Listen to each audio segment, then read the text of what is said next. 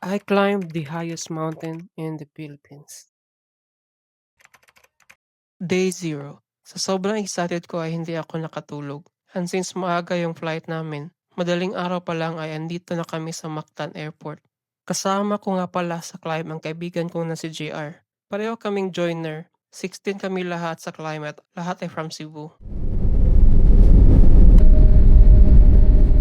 Pagdating namin sa airport, sinalubong kami ng ulan. Since maaga pa naman, namasyal muna kami sa Davao City at para bumili na rin ng mga kakailanganin namin sa trail. Day 1. Alas 3 pa lang ng madaling araw ay gising na kami.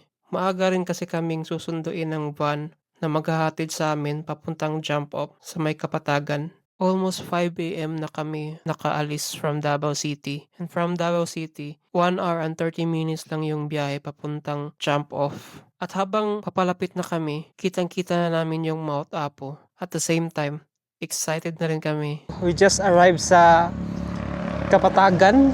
Sa akong luyo, muna ang Mount Apo, highest mountain in the Philippines.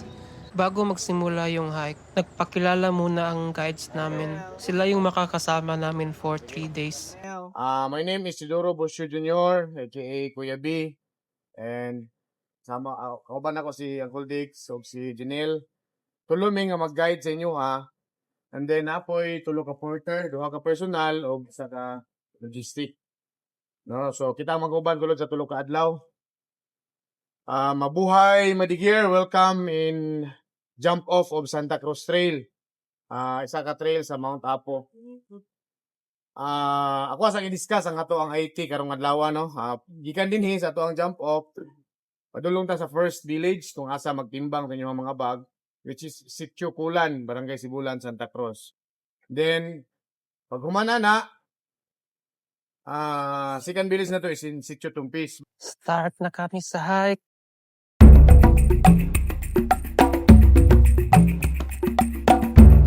Papunta pa lang kami sa Sitio Kulan pero ito na ang sumalubong sa amin.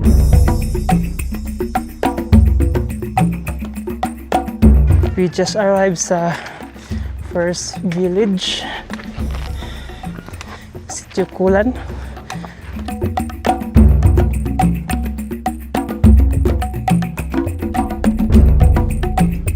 Pagdating namin dito sa Sitio Tumpis, nagpahinga muna kami saglit, nagmerienda at nag-refill ng aming mga tubig. Kasi sa Tinikaran campsite na yung next area na may water source.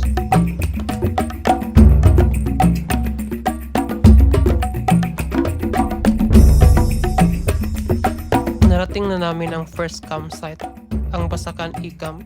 Dito nagpahinga muna kami saglit at nag-picture-picture.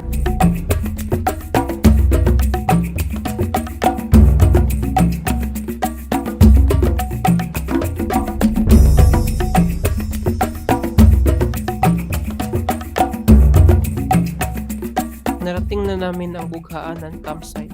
Dito nagpahinga muna kami. At ang sabi ng guide namin, i-prepare na daw namin ang sarili namin kasi starting dito, mas magiging mahirap na daw.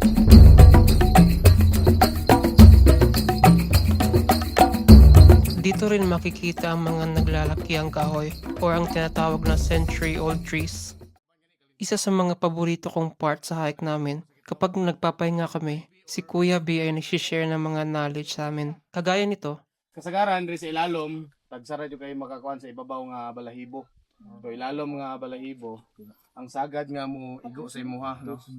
Nga murag mukos siya og allergic sa imuhang panit ba nga magpula-pula nga sakit, mahanginan, mabasa, sakit jud siya. So muna siya ang kasagaran nga bantayanan. Isa sa klase sa lingatong pero ang dinhi nga area na duha ka klase. Ikatulo tong red nga lingatong kato may sakit jud gayo. So muna siya isa sa klase sa lingatong nga ngay bantayan ngani pas ngani oh. Kanang bagong tubo kani punuan man ni sa lingatong nga nay bagong tubo kumbiyansa ra kay ka labi na mga girls na mangihi no so mao na imuhang inig kuan nimo nya mo na imuhang makuanan isa gyud na sa bantayanan no kay kung allergic na kadaan mo na delikado maghuot imong dughan. No, ang antihistamine or cetirizine makatabang gyud gyapon. Pero ang isa nga tambal sa iyaha ganang wala jud kay dala, ang duga sa iyahang gamot, no? Duga sa iyahang gamot, imuhang kuhaon, anang ugasan lang nimo gamay ang tubig tapos imuhang dukdukon or bisag kusukusuhon lang nimo. Tapos mo imong ipahid sa katong naigo. Ang gani, lingatong ni siya gani. Kaning punuan na kani dako kasi lingatong. Pag dagko na pud nga lingatong, pag guwang na ang dahon, dili na kay siya panang balahibo, so dili na siya kayo. Habang papalapit na kami sa next camp o ang Big Rock, nagiging mas matarik na ang dinadaanan namin. May times na rin na kinakailangan na namin gumapang.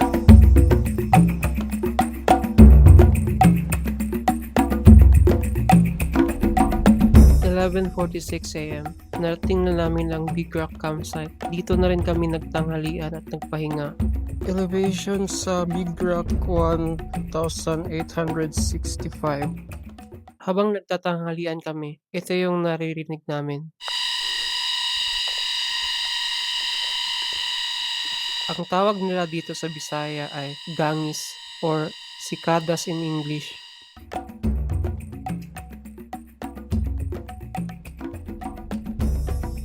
Habang nagpapahinga kami, kinukwento ng guide namin na si Kuya B ang history ng Mount Sila Apo. pod ang gipananghiran sa first recorded no na nakasaka og Mount Apo Summit way back in October 10, 1880. No? So, naay gitawag og Lanahan Group na ang ilahang mga leader like in 2009 si Apo Adok no.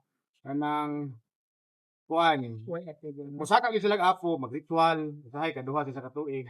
Napoy gitawag nila og pagpangalap labi na og Holy Week. Pagpangalap sa mga herbal nga tanom nga naa dinhi daghang kita herbal nga tanom. Oh, inibaba na to ato nang i-discuss sa inyo. So, ang Apo sad naay 7 summit. Ang bagubot ta kabawa lalo na sa Lanahan Group, napos sila gitawag og 7 gods and goddesses. Oh. So every summit naagid siya kumbaga kanang nagpuyo nga mga gods nga ilahang ritualan. Oh.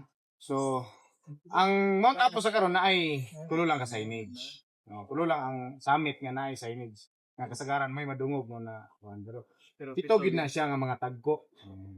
So balik ta sa Apo nganong name nganong Mount Apo man siya. Mount Apo is a title, no. Tungod kay ang secret people nila like isa lang leader sa mga Lanahan Group sa mga babaylan, we called it Apo.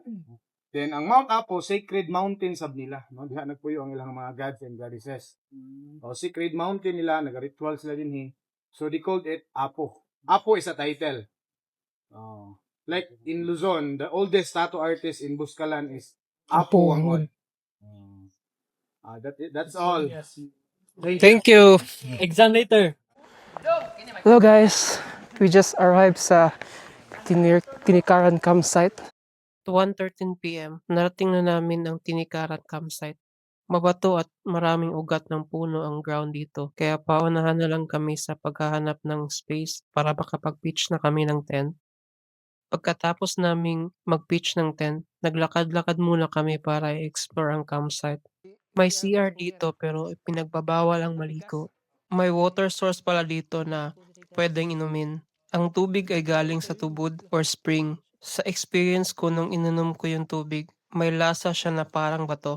So far wala naman nangyari sa amin after namin inumin yung tubig. So in my opinion, safe naman siyang inumin.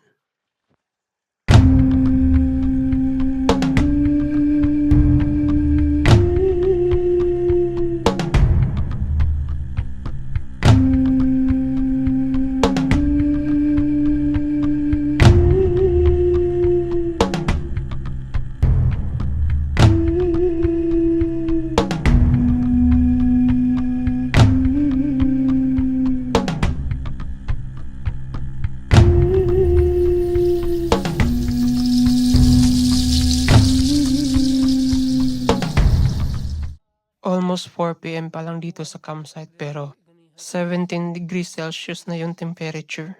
Nag-early dinner na rin kami since 2 AM yung start ng hike namin papuntang summit bukas. Pagkatapos namin kumain ay pumasok na kami sa aming tent para magpahinga. Around 6:30 PM lumabas ako para umihi at para i-check na rin ang temperature. 6:35 PM. Gawas lang ko para mangihi. And checking the temperature. 10 degrees. 10. Nga nakatugnaw. Grabe lagi. Ganiya 16 pa na. Karon 10 na. Saan ako niya kadlaw? Good morning guys. Day 2 sa among Mount Apo climb. Current temperature 9 degrees Celsius. Oras 1:16. Bago kami umalis ay nag-briefing muna yung guide. At exactly 2 AM na kami nagsimula mag-hike. Dumating na kami sa Tinikaran Camp 2. Hindi na ako nakapag-video papunta dito dahil hinahabol ko pa yung lead pack namin. After almost an hour, narating na rin namin ang Boulder Face. From here, nasa 4 kilometers na lang papuntang summit. Medyo malakas na rin ang amoy ng sulfur dito. Nagpahinga muna kami habang naghihintay sa iba naming kasama. Sa part na to sa The Boulders, kitang-kita namin ang Davao City Lights. Sa sobrang dilim ng paligid at walang light pollution, kitang-kita namin ang Milky Way Galaxy.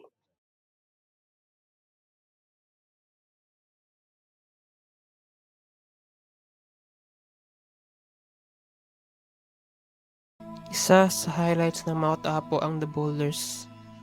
Dito na rin kami nagpahinga habang ine-enjoy ang sunrise.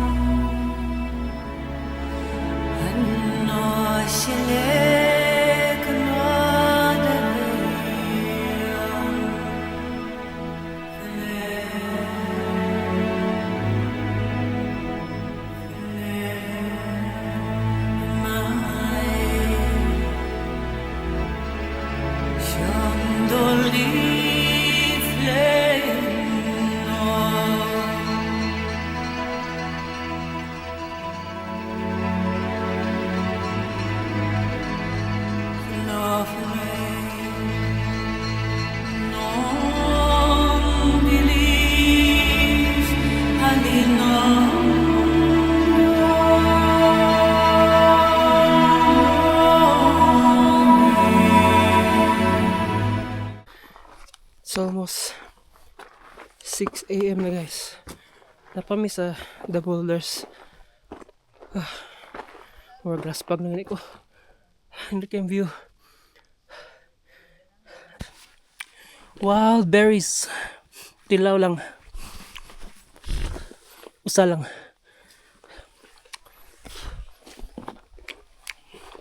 Good morning! We just arrived sa White Sand.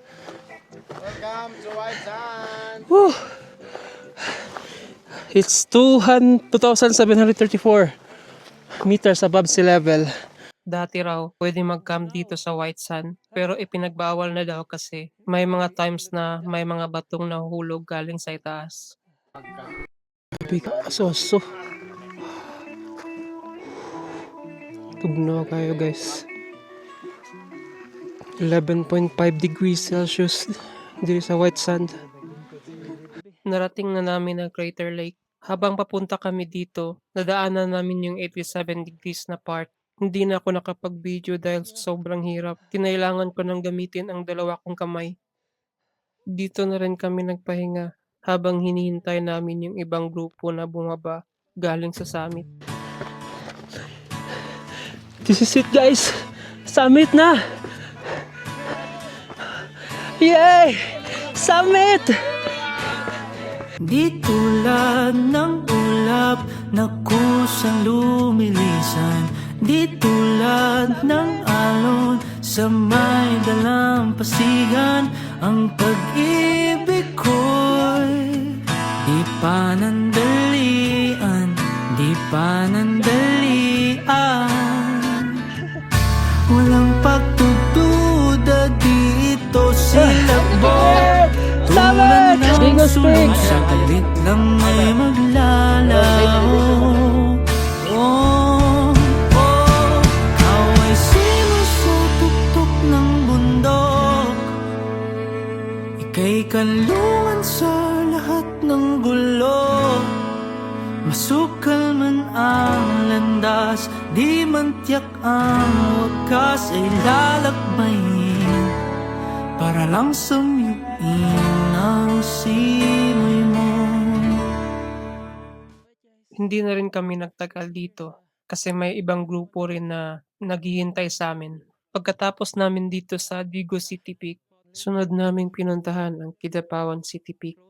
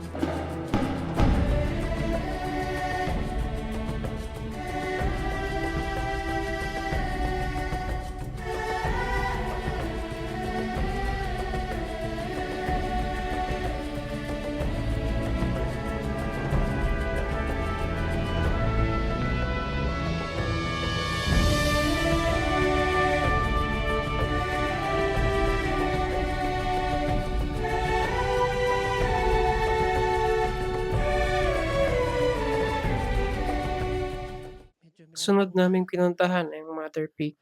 Sadly sira na yung signage dito. Hindi na rin inayos. Naghintay kami ng ilang minuto, hoping na magka-clearing. Pero hindi rin kami sinuwerte, kaya nag-group picture na lang kami. Hindi na rin ako nakapagpalipad ng drone kasi medyo kumakapal na yung fog. Pababa na kami papuntang Camp Reyes. Nasa 3 hours pa daw, papuntang campsite. Ang sabi ng guide namin, i-prepare daw namin ang sarili namin dahil starting dito, only pababa naman na may halong technical at rappelling.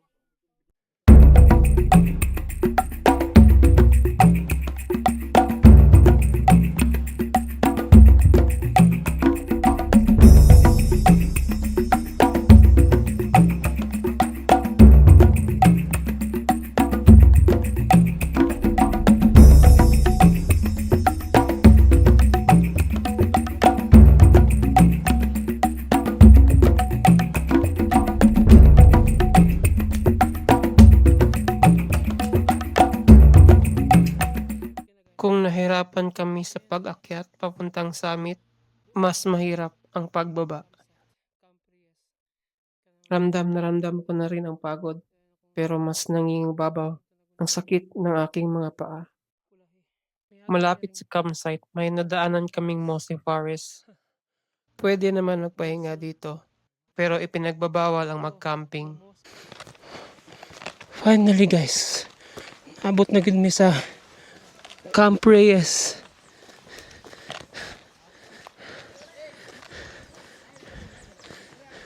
At 10 AM, narating na namin ang Camp Reyes. Nag-pitch muna kami ng tent at since mainit pa sa campsite, doon muna kami sa mossy forest nagpahinga.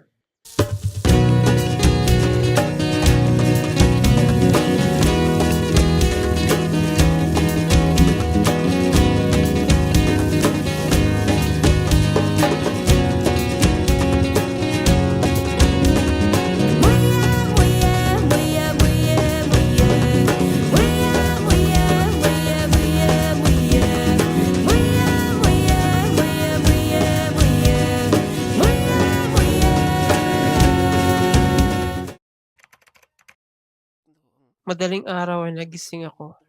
Lumabas ako para tingnan ang outdoor thermometer. Kaya pala, umabot ng 6 degrees Celsius ang temperature dito sa campsite. Hindi na ako muling nakatulog, kaya nag-picture-picture na lang ako sa labas.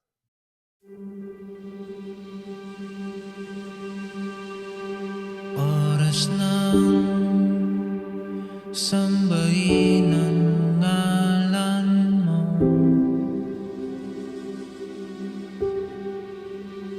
para mabuhay habang buhay sa puso. puso't isipan mo. Sino ba ako para mapansin mo?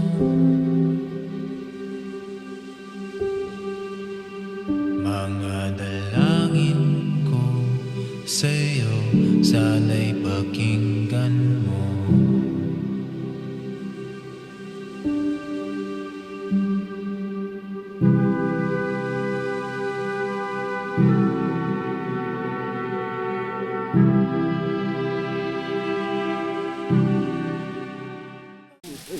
Stamina ng nahubog. Ngapita guys. Almost 6 a.m. na, pero napakalamig pa rin dito sa campsite. Nasa 9 degrees Celsius ang temperature. Sa sobrang lamig, kada salita ko may lumalabas na usok. Para kaming nasa ibang bansa. At habang naghihintay sa aming almusal, nagkwentuhan muna kami. Breakfast time! Kalami. Pagkatapos namin mag-almusal, nag-impake na kami ng aming mga gamit at nag-prepare na rin para bumaba. May mga technical na parts pa rin ang trail pababa ng Camp Reyes. Pero kung i-compare ko yung experience ko nung pababa kami sa summit, mas madali na lang ito. May nadaanan din kaming log bridge. Mukha lang siyang nakakatakot, pero once na try mo na, ay hindi ka na matatakot. May ibang daan naman sa ibaba, pero para sa akin, hindi kumpleto ang Mount Apo experience kung hindi ko ito madadaanan. Excuse mo ha.